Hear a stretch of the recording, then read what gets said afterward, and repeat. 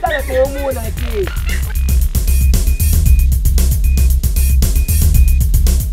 Linga kiyo mingi, Janina. D'abord, on s'en va calme. Ça va ndako beba bakiti za asuti ta bakiti buka la.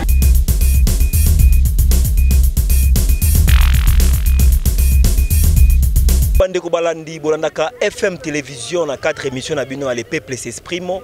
Mukolo lelo to kitaki na kati ya Kingabwa précisément na commune Limete na kati ya zone agricole wa bengaka ya Ngwele na commune na localité Bale Congo précisément na quartier Mbamu. Ici ka toyeko tala bandeko balona kabilanga ko solana bango ko eba ba difficulté ni bakutana na misala basalaka ko eba eloko nini senge ko sala pona bango pona te misala na bango ekende malamu. Parce que tolanda ki programme gouvernement parmi ba axe prioritaire ya gouvernement wa pesa ki baloba ki agriculture priorité des priorités le Rolande ba mesana koloba to mesana ko ka bongo na kata Kinshasa pe na République démocratique ya Congo ndeto kitai to kutaba ndeko ko eba ba difficulté na bango o bakutana nango na agriculture esanene mingi ya koloba ezalité boko ka bango mo ba ko expliquer bino na micro na bino ya FM télévision na 4 émissions nango bolinga mingi émission ya terrain o ekota kana bandako na bino pe na ba quartier na bino ko bisa bino makambo nini o Congolais zo vivre chaque jour na vie na ye émission na bino bobengaka na kombo le peuple s'exprime toloba mingi te to kita sur le terrain to kutana bango moko bakolo makambo bakolo mboka bakolo bilanga bakolo idéologie ba bisa bino nini ba vivwaka ndenge nini sengeli basala eloko nini bana ngo besoin gouvernement sengela sala nini nyonso tokoloka bena monoko na bango ngai ya bino ndeko jansi elenge mingi ya koloba ezalité tokota tokomesana kaka. La Fondation Maloua FM applique la vision de partage et d'assistance en faveur de différentes couches de la population.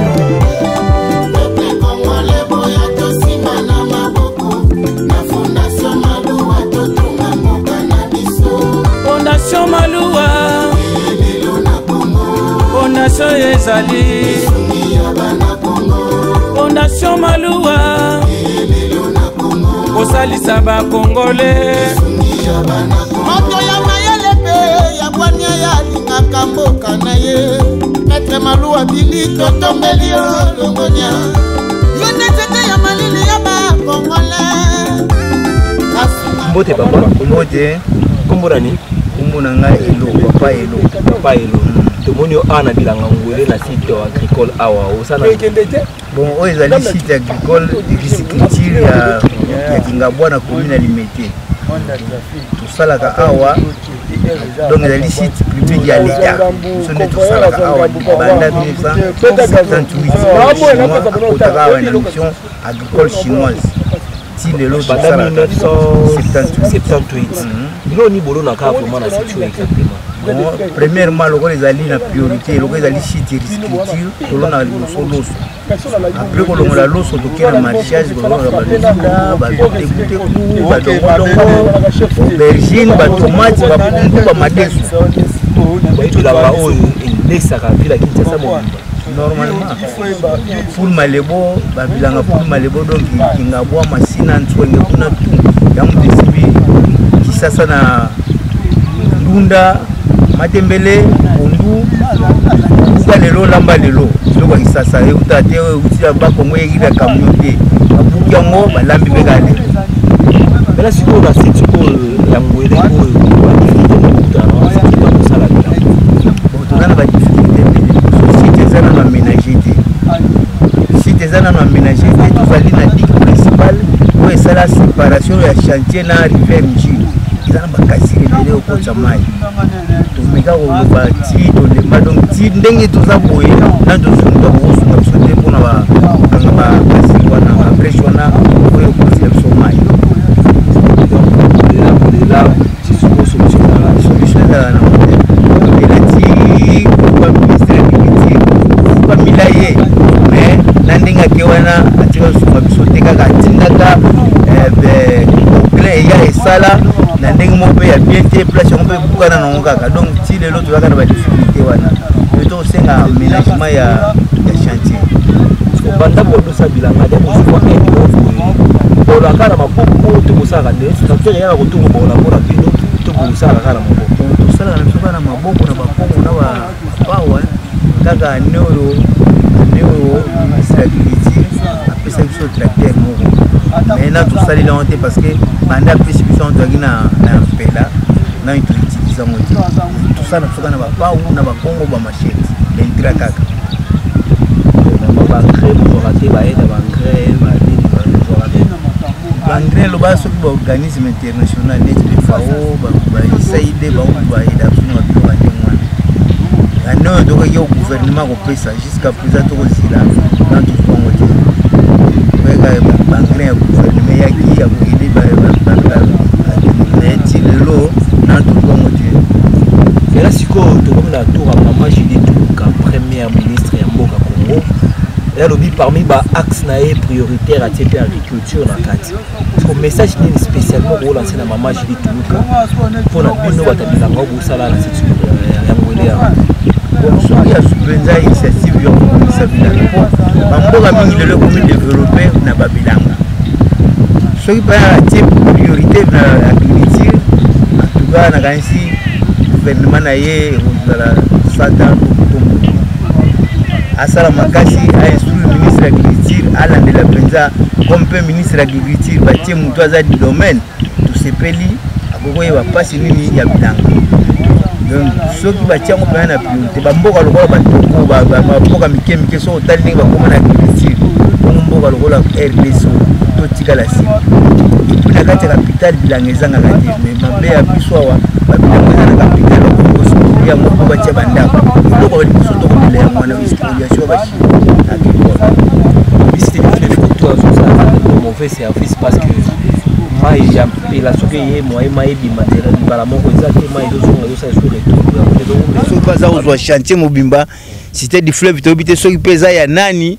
mpo eza cité moko toyoka eza intouchable bon or que agriculture bino olobaka priorité de priorité mais bato bakoboma agriculture bakomonana siko priorité yango bo de priorité yango ya ndenge nini yango wana tokosenga na ministre oyo akoti lokola mpe azali mama ayebi mpasi ya bato surtout bilanga mpo ata oza directeur soki olie te olala bien te totika babiloko oyo importe oyo eza babiloko ya formol tala baloso bakomi kofabrike morke biso tona loso babengi bio biloko ya bio yango biso tokosala me bokoboma biso mpona baspoliation bode botikala biso tosala bokomi koteka bato batia bandako bato batia bizine waya bokoboma kisasa bon ministre ya agriculture provincial ya ville ya Kinshasa mosala na ye nini lere bokoteka babilanga nyonso ya Kinshasa iloko tolelaka mama lokola okoti wana zala mbamba na ministre ya agriculture ye mpe azali du domaine donc tosepeli mingi asala mpenza mosala oyo tokotobaka oui ministre asalaki. Merci beaucoup papa. Ok. Mbote ndeko? Mbote ndeko journaliste. Yo kombo nani? Kombo nanga Mota Freddy. Ndeko Mota Freddy. Awa na site agricole oyo za nani? Bon nga nazali kaka membre na lona ngande biloko. Olona biloko na ngolo depuis combien d'années oza déjà ozolona biloko? En tout cas na umeli ezalaka babilanga moko tango ba chinois bayekala. Baye na gouvernement bakaboli ba papa donc na sala ya préparation na landi be na tango papa azalaki 20 ans na mosalo. Mais na biloni yolo nakawa olona ka matembe na ndunda tolona pe bilo mususu. Awa tolona ka matembele ndunda dongo ngai loso biloko ebele tolona na ba matembele nyoso tolona ka. Depuis bandi kolona bilanga oyo ba difficulté ni nokuté nango déjà na musalo. Bon en tout cas kala tant to andai kolona bilanga autant ba papa bazalaka tozalaka na production pour gouvernement anda soutenir biso. Mais ça fait au moins 10 ans to koma lokola abandonner gouvernement qui para sur bisoté. Alors to comme ba difficulté makase puisque ba terra so ba kanaliser na ba chinois pour mailler que permettre biso lona bien mailler ka société ba terra c'est panzani. Alors bazo qui peut se soutenir ba production eza supenda ya biloko abate kala ezalaka ba tona loso ezo bimawa so boyoka ka matembela ngwele biloko ngwele ezalaka ndawa bisika biloko ebimaka to bimisaka biloko bemelelo to koma parterre biloko ne bimaka sote. Est-ce que vous menez déjà des démarches dans le ministère de l'Agriculture, notamment à niveau provincial, à la ville de Kinshasa, pour vous mettre moi pour recouvrir votre droit? Oui. Bah démarche ça baka. Bah mi kondi ba tambola ka mais ba ko tambola ka ba bika tokoya ba yakate. Kuti na sepeli ndenge lelo boya to meka ko loba tam so ba koyoka na nzela na bino. Siko mai koto ba mai peut déranger bino makasi koto. Oui, mai zo déranger parce qu'on va partir à canal ya mayo ba chino ba tchaka ba canal nyoso ba tcha. Et puis na ngwele pe kuna ebukana. Et d'habitude soko ngwele panzani ba yaka kokanga na tracteur. Bon. Bazo kipa ngol soute. On a des gens qui déranger biso. Mais ceux qui ba kipe biso même awa le gouvernement ba kipe biso en tout cas to zala bien. Donc banda chinois kinda chinois ni mtana tombola nini nzela o ya ngwele. Chinois na gouvernement kala. Kino lelo ata mutu. Elo côté tozo le la ndenge so awa biloko ebimaka na ndenge ya mokete. Mais production ebeba à partir biloko wana. Ça va, merci beaucoup Ndeko. Message que spécialement au lancer le gouvernement pour aider. En tout cas pour le gouvernement message est que basunga biso. To sala ka musala pe to laisse la population. So boyo ka matembela ngwele loso ngwele ezanda wa. Basunga biso ba chapsu maboko ba bongisa ba place so ma ezokota. Comme ça ba komona production ekozala. Ça va, merci beaucoup Ndeko. Merci Ndeko journaliste. Okay.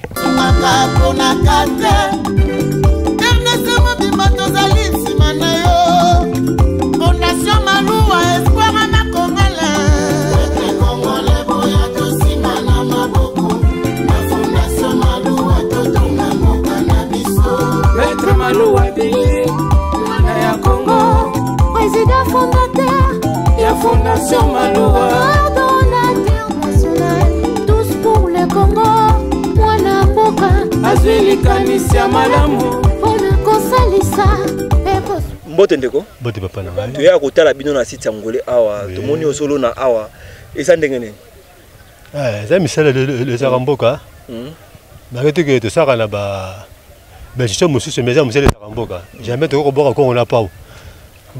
Babi musala bo sala o ele saka presque Kinshasa mobimba. Ko boka ko on a pas yo mboko zo kufa. Vraiment. Pour monisa linga kafana na bika fana na bureau avimba le kolo ya cravate na nini. To bosa la cravate ya pa ou na Congo. Vraiment. Maintenant siko babilo nini oyolo na awa na bilanga na to na to ba tembele dongo loso de la kuna trois variétés là ka. Donc babilo na biloko ebele o elia maka na ville ya Kinshasa mo. C'est ça, c'est ça. Biloko ekoma tina Gombe ba continuer aller kango. C'est international. Vraiment. Ma tembele ngwele loso ngwele dongo ngwele ta ba parti ba manani ba commercer bazo kosoma ne bazo etika kuna la ville biso to na la rate donc lo sangolo to ka ezaka na succès utande utande matembela ngole utande ya ngonda maintenant pendant combien d'années vous bandé à produire na situation la 82 hein vraiment la 82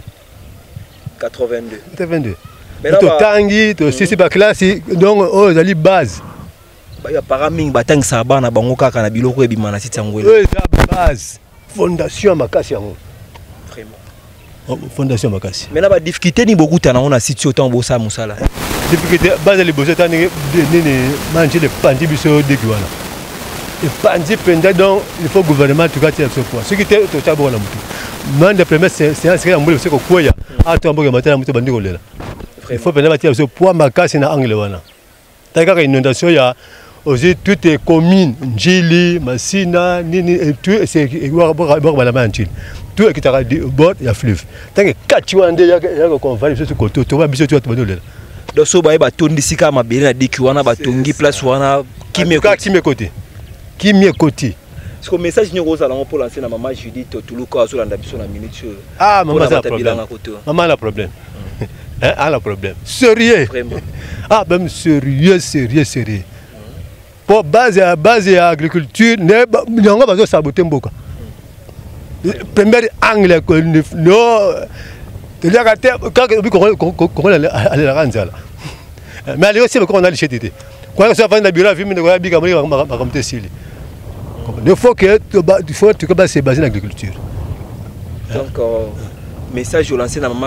maman nani maman Tuluka attention mingi na makambo etala agriculture na nini Bektar wana ba chinois batika ti le nom ba spetaka ngote mais babi nini ba chinois na parlement zwango belima zwango nini eza kaka ndenge ba usama kasi no usali na ndenge na belima zwango a besa production combien population liaka si tu l'as abandonné. Ok, merci beaucoup Ndeko. Tozoko bakaka ndenge te bino moko boyoki Ndeko ndenge alobi très bien. Site oyo yango ndele isaka population nyonso ya ville ya Kinshasa. Agriculture balobaki priorité des priorités. jusqu'à présent tout le monde a réglé le moroté. Maman Judith Toulouka, très bien. Cette fois-ci, il faut mettre beaucoup d'accent dans Marambo et l'agriculture pour Mboka et Tambola Malam. Parce qu'il y a Mboka Moussouto mon agriculture et sa priorité des priorités. On a résoudre les problèmes. Et puis l'agriculture, on a créé un emploi et belé dans Mboka. En tout cas, ceux qui ont bêtis c'était dans Marambo et l'agriculture, au Sungi Bandeko, Bana Kinshasa, Barolia et Ndenge Sengeli. Donc continuez Bandeko. Car en émission, on a biso Toulouka Bandeko. Parce que tu as dit awa, tu as mis ba motopompe. Motopompe c'est un biso. Tant que je serai makasi awa, donc comme il creuser ma boule, on creuser pour le grand maï. Vraiment. Donc pour bocha tio et ben de maï pour que ben produit, moi ça au temé la rate. Mais c'est ba poso tout bozara na wana bosa pe ba démarche qui ndoluka keno ministère est tel qui par marambo agriculture et zawana ko tsamo mikanda marambo belé pour ba résoudre problème na ba voilà comme chida na bango. Ba roya ba ko to comme la papier titi comme to ba ba comme na ata mutemo zo comme na kata zate. C'est ça ka bandoko na bango banela mais si le site pene ni rien. Ça va, merci beaucoup papa, toujours continuer maloba ezaye. Biso tozara wana pona koyoka marambo bango bazoloba bino mo bozolanda bango donc commentaire mingi osala ezate boki bango nde balobi bakolomboka bango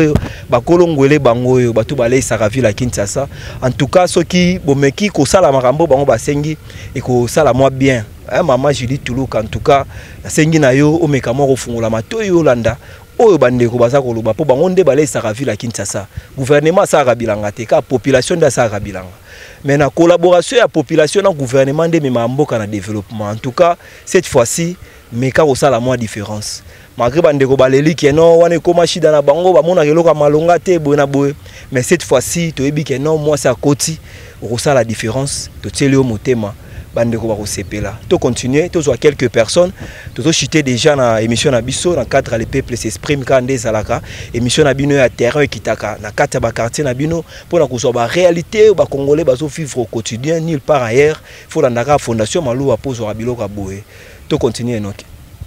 Bandeko minga rolobezalité na robenga chef du quartier o Simbi côté o nyon surtout a benga quartier Mbamu,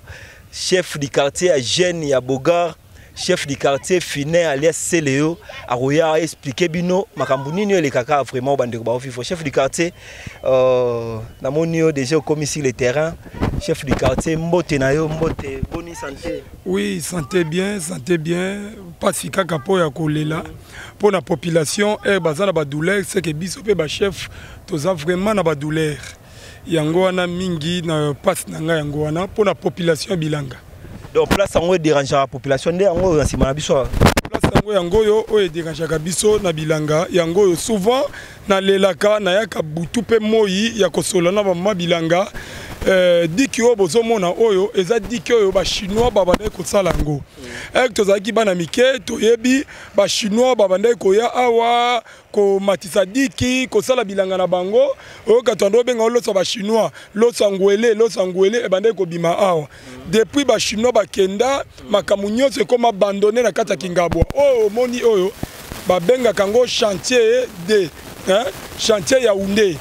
chantier Yaoundé yango yo o moni mama bilanga bazonyo koma wa bilanga bazonyo koma dikango o ekata boyi mutu ke ba ko le kana boyi e keti kuna nanda kumweza kuna kamwe ele kanibate yango to sengi na autorité ministre agriculture na bigo provincial botale la biso likambo na kata Kingabwa Yaoundé chantier Yaoundé toza na Mbamu toza na Yaoundé biso ba tozo lobela toza ba lobeli ya population biso nde toza batinda mi epa batinda mi mususu yango moto ko kotika boyete il faut to lobela population bilanga oyo ezo lesa bato ebele bilanga oyo kolisi biso bilanga oyo tangisi so ba université bilanga oyo bimisi biso ba député bimisi pe ba ko ba député lelo to ko kufa te etake ba papa na biso lelo moyen ko tangisa biso sous ces até pour balonité tala depuis bilango oyo katana diki oyo katana e bimisi bazelu oyo bazelo moyen baloneza te automatiquement bele baby yango to sengi ba autorité président de la République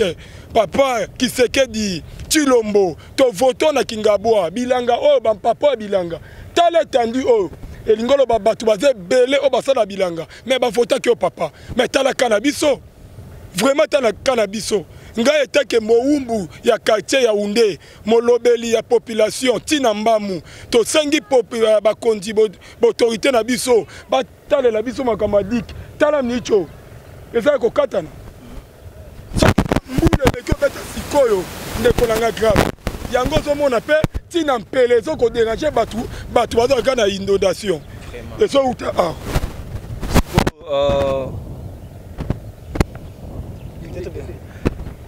sikoyo eloko ni vraiment oyo bakosala neti plateau parce que namoni place yango eza kobuka na makasi ezoza sûr ke so batie mpe na mabele awa esalaka bandeko mpe na bazongela situation na bango ya liboso bachinois bandai kosala boye lelo gouvernement akati contrat na bachinois oyo bandai kosala bilanga lelo bilanga nyonso bachinois ekoma abandonne ekoma mutu nyonso aza na force na ye akelona na ndenge na ye nzoka nde bazongisa contrat na bato baza na bagin mpo barenforce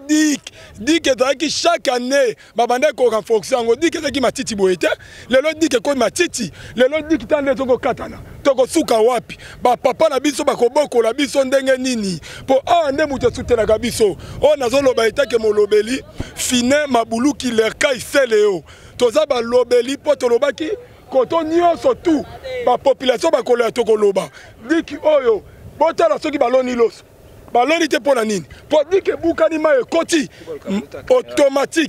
automatique mana moko bato moye baloni eza te eza maki ya ganye bilanga oyo kaka loso ngwele matembela ngwele batia ata pipinière te bien toza bana oyo tokona mbongo bilanga mais awe pipinière a loso wapi yango batia te mpona nini mabele bebi barenforce badik bozongisa bachinois barenforce badik tala loso oyo tu eza matiti eza nango loso te maki aganye oyo tu bilanga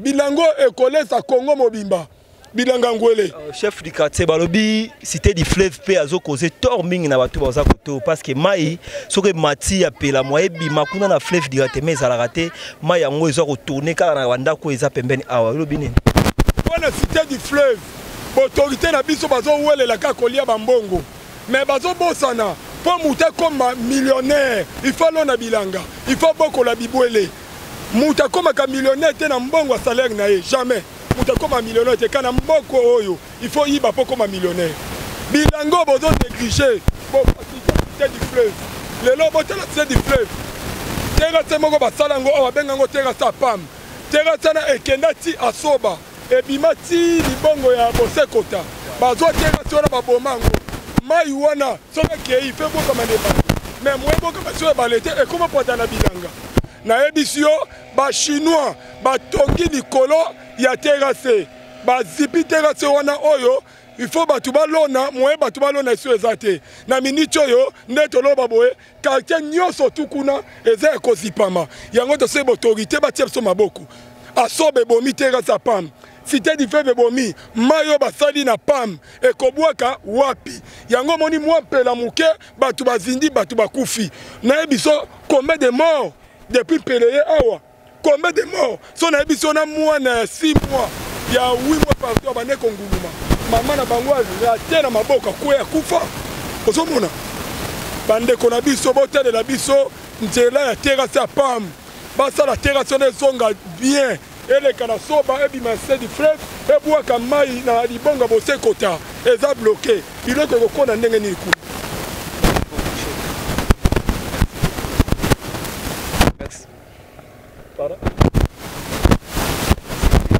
balobi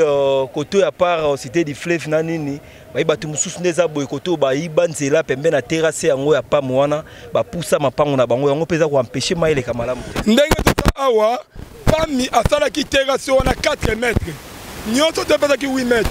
2 mètres bato makolo na 2 mètres bato makolo à gauche na à droite na katikati eza 4 mètres pamba asala lelo etikali 1 mètre ya pamba seke bato batongi likolo ya terrasse ya pamba moins d'un pelefo bato badinda yango tosengi barenfort ya gouvernement biso na kati ya Kingabwa tovotaka massivement biso tovote fo bima siko mpona nini tokomi bandone mpona nini biso tokomi bandone na kati ya Kingabwa tokoki kotalela mutu moko te quand même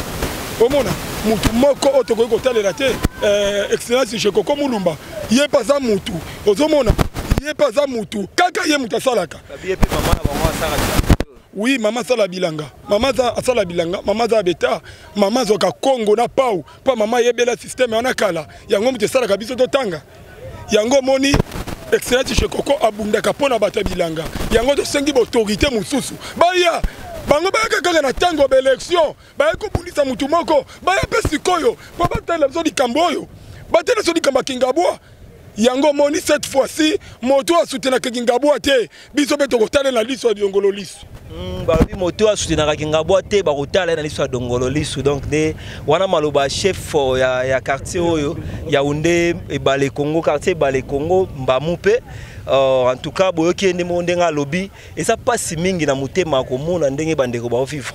ba maman mingi ba komi na ba âge déjà ba 60 ba 70 mais comment on a la place où azoleka olela mingi en tout cas gouvernement bo mekama o ça quelque chose ba maman mingi ba laissa bana bango na place ba papa mingi misale kufi basala musala ka ya bilanga o bandeko mingi baboya musala kulu na baboya na bango ko bata mana kwa ko boto biloko basala ka musala bilanga o en tout cas so ibotiki bango boye kulu ne rozonga so botiki bango boye kimoyibe rozonga ba makambu nyoso to benga ba antivaleur rozonga na ville ya Kinshasa en tout cas na sengi na gouvernement via maman ministre maman premier ministre Judith Tuluka bosala moeloko chef de l'état Munga Tombolo na bike oza papa bana okipaka makambu nyoso eleka na TV olandaka yango ozolanda pe image o en tout cas il faut sala moi quelque chose osunga bandeko lobaki osala ba congolais ba millionnaire ba bimarate na musala ya musala otokendaka na ville to musala ba compagnie millionnaire akobima na bilanga mais là ce bilanga soki eza négligé millionnaire akobima ndenge nini papa na moni ozoni ngisa mutu ozala maloba koloba mwandambo kota papa obakisa mwa maloba mwandambo zela papa loba mwandambo chef yo po otikalaka a po ozala maloba suka loba papa yaka loba mbote papa a eza localité na biso biso zo sepeli fort aza localité na biso awa to landaka ye na ndenge ya osala makambo na ye mais kasi okola netwa nzela oyo bon na minute oyo biso tolingi nzela oyo ya cité des fèves ezala bafungola ngo oyo mimoire oyo ngana zo mona po nzela ya cité des fèves po batunyi so bazinda awa bazozinda na cité des fèves bafungola ngo basala ngo kwa pont eza distance longo awa ti esika mama bazali nzela et de vieux mayekende nyoso to yegozala lebi.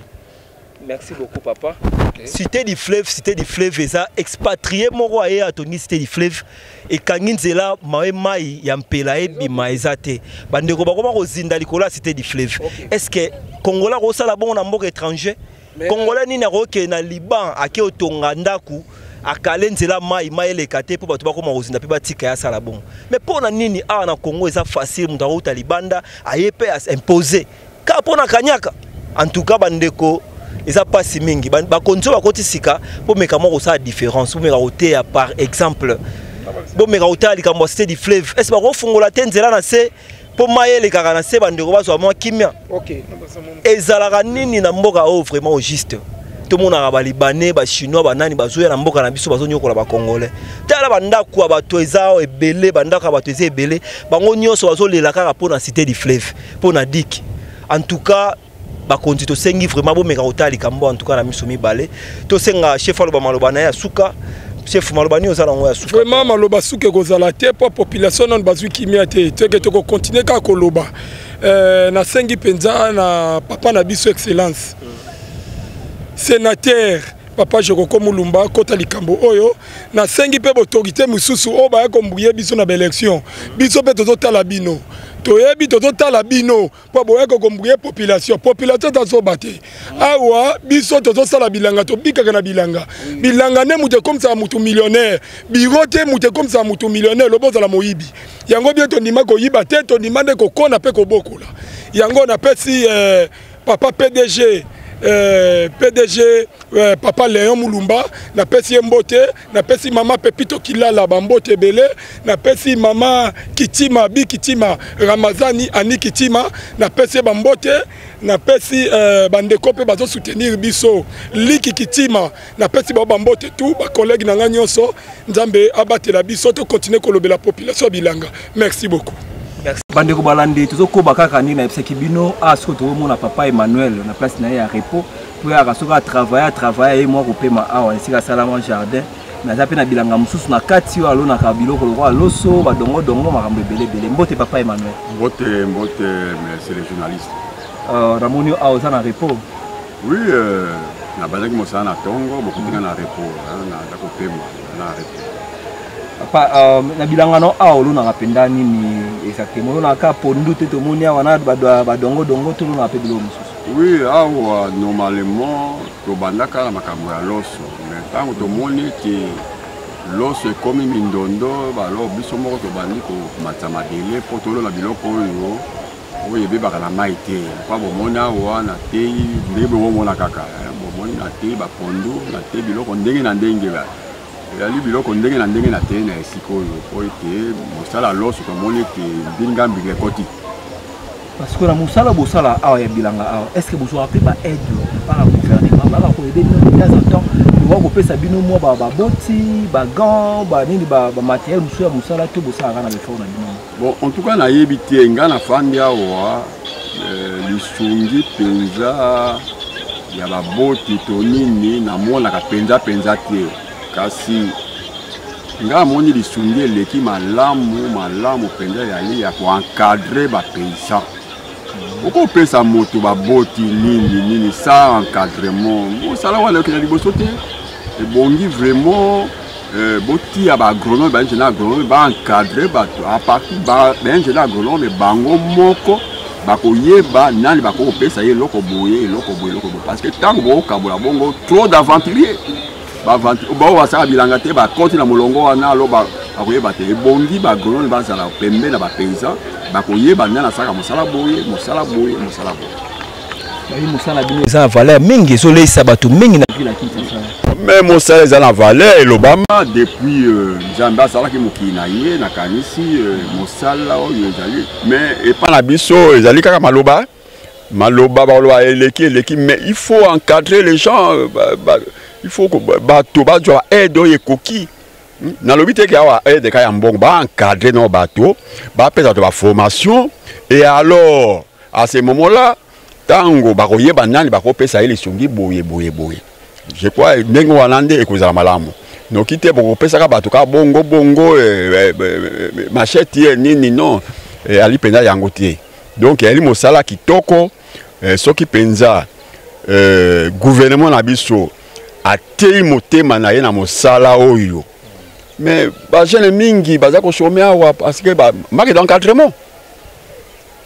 donc c'est ça l'essentiel et mosala kitoko nde bosala boye futa pe moi bien bana ba otanga kitoko makampe ko bien bon mosala e futa ka mais ko futa to sala na lolenge nini to sala ndinga maboko li futa yango ya likaka ya libumute ya libumu nini bon ni mingi pe bosala awa bon ba malade ezali donc vraiment tozangi makambo ebele motabeli bon bilango awasa esute bon donc oui tout ça comme effort bana ba otanga mais avec beaucoup de difficultés. Bandeko balandi boyoki papa ndenga lobi moko en tout cas agriculture ezelo mo eza na valeur makasi. Agriculture, pourquoi ne pas moderniser l'agriculture, industrialiser yango? Papa baza na volonté de travailler, bandeko baza na besoin de musala puis jeunesse congolaise, ils na posa ko sa musala mais ba osala na moyen nini.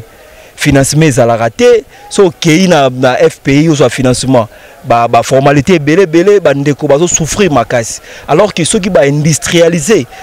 agriculture ya mboka na biso ko permettre à ce que mutaloni dongo to bukia to komi to kei to 8 mois savon mutaloni nini mbila to sali mafuta et ko créer ba misale belé ko permettre à ce que to résoudre problème ya misala na mboka na biso ndeko aide au gouvernement par rapport à musala bozo sala mais en tout cas message ya gouvernement vraiment yoka message oyo toza osenga na gouvernement tolandi na bililingi pe tolandi programme ya gouvernement ba obiti agriculture ezala eloko ya yambo donc priorité de priorité alors tosengi boye eloko aliboso abongisa no site oyo site ngo elingo banini abongisa ba digue Oyebi ke mbula oyo bato basali te balose ezali su te mpona nini badigue ebukani batia makoki na bango na ntina ete badigue baencadre badigue nyonso ezala kitoko ntango mpele koya to bambula koya moyen ebuka so badigue ete mpo soki badigue ebukani ata tozala na volonté neti ngala na volonté kosala mais lokwa badigue ebukani nasali loso te biloko nyonso ebebi tosali te bongo na yango tosengi na gouvernement aide ya liboso yali d'abord abongisa site oyo badigue ezala kitoko mai ekotela biso te alors ntango asali bongo aide mosusu ekoya obino moko boyebi d'ailleurs bolobi priorité de priorité gouvernement ayebi aide nde akopesa bapaysan ayebi yango. Merci beaucoup papa. Merci beaucoup. Tozokoba kaka na émission na biso papa sengi alobi bopesa bango makoki babongisa badigue oyo bozomona na sima na ngai oyo yango nde kotaka mai awa rivière munene eza na sima na ngai babenga ngwele mai ya nzili yango nde kotaka mai na bilanga a bandeko mwa balona malamu ezali te so gouvernement a aidé bandeko bamati badigue oyo ekopermettre à ce que bandeko balesa mpe baninga mosusu malamu en tout cas agriculture eza na valeur mingi na mboka na biso esengeli gouvernement ameka moko pencher beaucoup plus na makambo etela agriculture misala gouvernement alobi recréer misala mais agriculture nde yango yosunga misala créer mebele parce que na kati ya bilanga combien de jeunes travaillent awa et puis ndeza awa soki basisi soki transformation industrielle ye ekopesa combien de misala na mboka na biso en tout cas problème oyo esengeli kozwa ngo vraiment na maboko mibale mama Julie Tuluka nayebi kozali maman oyokaka souci ya bana kota makambo bilanga oyo ekosala ske bandeko bazwa misala to continuer tozwa deux personnes batikali ya suka ebongo to si émission na biso merci beaucoup na bandeko balanda biso partout na monde entier na nzela ya YouTube na biso betika ka fondation Malua télévision komona biso merci pe na bandeko bana so na nzela TNT na nzela chaîne télévision na biso fondation Malua TV na biki bozale belé bozo sepela na pesi mbote na mama Fifi na pesi mbote na Rit Dinanzei na pesi mbote na Lionel Ngolo Rabi Fuka bino nyoso balandi monene ya FM télévision en tout cas na pesi mbote mingi na pesi pe mbote na chef du quartier ya quartier Mbamou donc abengi na kombo Finet donc aza chef du quartier moko très engagé aza kobunda pona cause ya batabilanga epi bata quartier na ebazwa makambo nyonso esengeli ya malamu na pesi mbote na mama Josephine Moulario azali mama ya Jansi Elenge na pesi mbote na bandeko nyonso balanda biso partout na monde entier to continuer na préféré na sana musala on a kota na kata zamba na kota na kata zamba na beba ndeti omuninga boyini na bebi préféré musala na ngai ngo na salaka Fuma ba ndeko balandi bino boyo ki jeune congolais aboyi ko bima UPA aboyi kuluna a préférer kota na bilanga asala bilanga ale sa bandeko la nde exemple malamu yango lo continuer kote mana ba kwa ya mulili na butu ko botola bandeko biloko ko iba ko sala boye na boye tout ça ya boya na yango apona na ko sala bilanga en tout cas exemple malamu fo Holanda to continuer maso na biso ndeko yolo na ka matembele tout ça pe bilo musolo na te bon nalo na rappel na dongo na loso mais ane onde toloni nde loso te po mai ya bamvule uti koleka bando ko déranger biso makasi ça fait déjà 2 ans ngo tolona pena loso comme tete ndempi na to bana kolona kala do ba 2 ans pe apela ngo ezo ya makasi mai ezo kenda ka retard normalement to bana ko banda bilanga na ba janvier mais lelo ekoma to mo banda bilanga na ba 3e mois 4e mois to bandi bilanga mayango yaka aweza dita nini parce que toki batu msuba lobike non c'était du fleuve nde ezo kalenzela maele kamala muté ba msuba lobike non diki wana ya koto ekanga mai ba dig wana ben koto benga ngo diki do dig o eza koto na simawa yango nde eza kokota mai na kati ya bilanga apo ezo bukana maintenant pona yo problème pena mai ezo uta bon pona ngai normalement depuis ndenge batonga cité fleuve de mai komi kokotela biso be makasi vraiment comme nous côté biso depuis batonga cité fleuve mai komi na kokotela biso mo ya mabe donc ekomi na ko déborder komi matina baba don na ba vine biso kuna elboso kuna ezinisa pena bandako ezo zinsa na bandako ya koloba kutu te donc ya koloba kutu te mai penda ezo sala donc makasi penda ce message ni rola sina ba konzi pona makambo wana esila bon message nanga na lancer pa bakonzi bote la biso problème ya mai awa na quartier Kingabwa dans la commune de Limité. Bon me côté la biso penda iloko donc c'est pena bakunzi bokanga biso mingi mupanza ngwele. En tout cas tout ça coûte bien dans la période ya ilanga o mais tant ban voule banaki ko beta donc awa pena bo mai banako tunda de ndenge mo pena ya mabe. PLC qui ndaki déjà kala mais ba mbula ndenge banako beta donc ba Congo so etindiki côté biso na ngwele bende ya ko bebisa ba blue donc to bandeli musala des fois donc to 5 pena ba konzi ba pena côté la biso du kambo oyo ba ko kangela biso ngwele nde. Ça va, merci beaucoup Ndeko. Sombele suka bisanga, mieux vaut la fin d'une chose que son commencement. Ah, neto comme na suka ya émission na bino bolingaka mingi les peuples s'expriment. O epesa ka bino maloba boloba ba posa na bino pe ba besoin na bino na ba konzamboka ba ka bino émission ekotaka partout na ville province ya Kinshasa na mokili mobimba via ba chaîne na biso YouTube pe chaîne na biso ya télévision. Ah, neto comme na suka to kutena bandeko o basaka bilanga boki bango moko nde ba expliquer bino ba problème na bango ba kutana kana yango boyoki yango très bien. Gouvernement congolais na sengi na bino s'il vous plaît cette fois-ci bozo agriculture botango au centre et action à gouvernement pambate agriculture nde yango eza facteur créaka ba emploi belé boro beta mbela boro loba boro beta c'était na o etali ba misala ya ba jeunes congolais et puis ko financer bango na ba misalo ba osa notamment entrepreneuriat ba entrepreneur ya solo bango ba osa na bilanga pambate bango bazo créer ba emploi pe basai ko leisa ba congolais pe basi sansala to ko zala te mboka oyo to sombaka nyonso kaka na étranger na mateka libana sala mafuta india sala osomba mungwa chinois ya nango to continuer bongo te en tout cas cette fois-ci ba konzi to beta c'était na likambo etali agriculture pour na kosunga bandeko oyo notamment na makambo balobi nzela nde makambo ma ezokota pour na nzela eza malamu te nani ba chinois ba ndako sala nzela to bana sa bilanga ba chinois ba kenda nzela pe ba bongusaka isusu te ma ekoma kokota ndenge osakana te koma ko déranger même bandako o ezali ndinga ya bilanga bakoma pe ko vivre makambo oyo deuxièmement cité du fleuve eza ko déranger bandeko koto mai moye bima na ebalezalité mai ekoma ko rond-point ekoma ko tourner na bandaka bato mto akoma ndeko ya mbisi mto akoma ndeko ya bampuku banyama ndenge na ndenge na banyoka bakoma ko swa bato pamba te po mai eleki ebele en tout cas bakonzi bomeka kotala mwa likambo oyo na bandeko bazona na biso na nzela ya mikili ya poto bomeka kosunga pe bandeko soki boza na quelque chose kosunga bandeko ata na mwa aide moke esunga mboka ekende liboso pona lelo FM pona lelo émission na bino bolandaka na ndako les peuples s'expriment comme na suka kasi toko aussi sa bongo te to pesi mbote na moto ayambaki biso le chef ya quartier Finet alias Seleo na pesi mbote na mo boss o abengaka maître Billy Maloua maître père spirituel maître à penser chef ya fondation Maloua télévision pe initiateur ya fondation Maloua yende azamo kambi na biso apesa biso idéologie to continuer sur le terrain na pesi mbote na madame Rito Dinanzei mbote na Fifi en tout cas maman Fifi merci beaucoup na soutien na yo pe na suivi aux arango na Napesi mbote Enoch le grand caméraman wa simbi biso na masolo napesi mbote na montage Jesse moninga na ngai en tout cas misala mingi maloba mokie napesi mbote na DT wazali kuna ende mettre vision likola vision ya tsaka eloko ya sengeli opesa bana Congo esengo na kati bandako na bango bandeko balandi pona lelo tusuki awa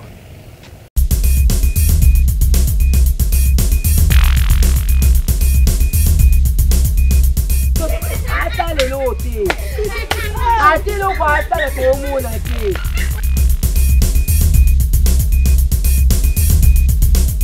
Linga kiyo mingi, Janina. Damu nsajala kalamu. Taba ndako beba pakiti za asundi bakiti buka la.